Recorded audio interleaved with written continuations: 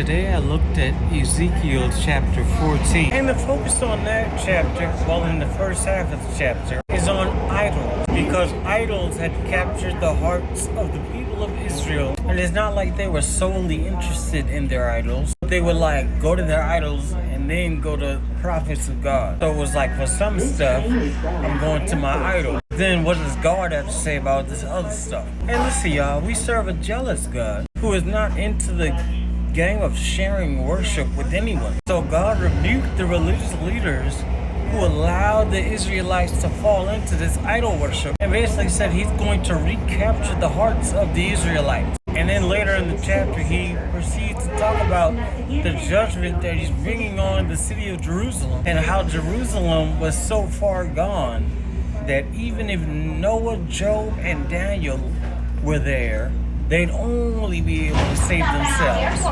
not even their families. We serve a serious God, y'all. A God who ain't trying to share his glory with anything else. A God who don't want to compete. And can you blame him? Can't nothing compete with God. Nothing else brings us life, breath, and created the heavens and the earth. Now in the modern day, we don't necessarily blatantly worship idols. But sometimes we do give the time and attention that is meant to be allotted to God. Two other things. Story time. As some of you may know, I've dealt with a couple of vices in my life in order to reduce stress and take my mind off of some of the things that I've been thinking about. And while one of said vices isn't inherently sinful, the other one is absolutely sinful. Recently, I've had a pretty big breakthrough with the Holy Spirit to help free me from this sinful vice. But then this other non-sinful vice made itself readily available to me, and it started to replace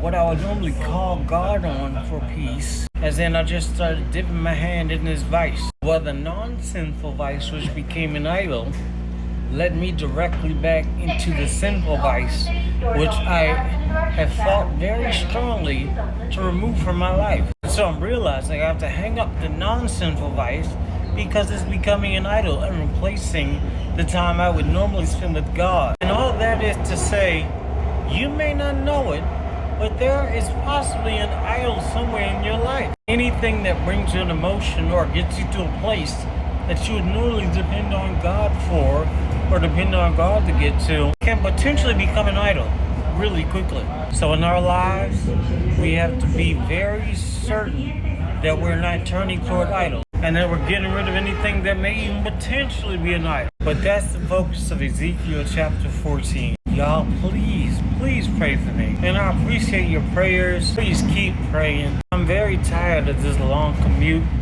to and from work. And don't get me wrong, I'm very grateful to have a job. But sometimes it's really discouraging when it barely pays for a place to stay. It's a lot more to it than that, but I'll leave it there. I love you. Enjoy the rest of your day.